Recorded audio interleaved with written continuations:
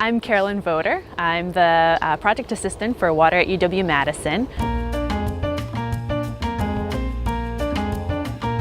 Water at UW-Madison is an umbrella organization on campus that tries to connect all the water scholars, faculty, grad students, postdocs on campus.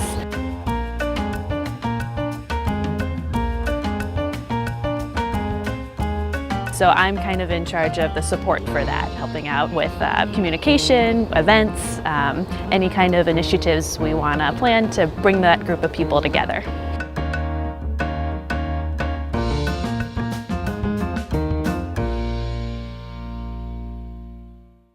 I just came on board this week. Excuse me, so this week means like about an hour ago? Yeah, yeah. Okay, I didn't realize that. Yeah. I didn't know. So I've been working as a research assistant. I'm working on my Ph.D. with Steve Lohide in civil and environmental engineering. There I study urban hydrology. There's a lot of issues with urbanization and negative impacts that it causes on downstream water bodies.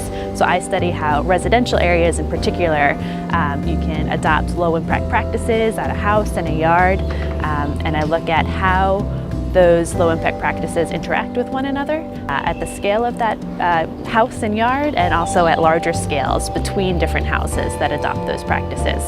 So that's my research. I'm still working on that research, but now have this new role as the Water UW-PA. I'm looking forward to that balance of doing a lot of modeling work is what I do, so a lot of coding, a lot of modeling on using a lot of computing resources, and doing the PA-ship has a lot more varied jobs, I think, than what I work on with my research. So I'm looking forward to that mix of communicating with people, communicating with the larger water community versus having time to really dig into my research at the other days. So when I model, I run computer simulations, numerical simulations that take the kind of physical equations that that describe how water moves across the surface and below ground as well.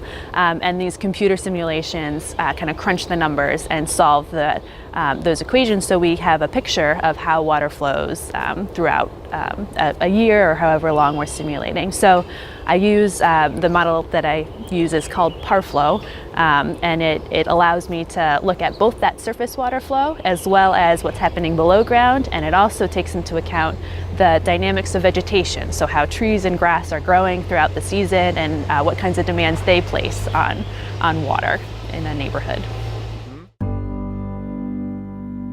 Residential neighborhoods, I think, are really interesting because there are so many different people who can affect what happens in a residential area. Every homeowner has a slightly different way of managing their lawn. So when I go out and try to model a particular neighborhood in a city, in Milwaukee is where I'm working right now, I have to go out and try to take careful notes about where does this homeowner put their downspouts. How does this homeowner have a sump pump that's discharging to the yard? So there's so many different factors that individual homeowners control, which is both a little intimidating for me trying to capture this and model it, but also encouraging because there's homeowners have a lot of power. You can do a lot to change where water flows and how it flows on your parcel. And so that's what I'm working toward, trying to understand what's the best thing for homeowners to do based on where they're situated within a city and what their neighbors are doing around them.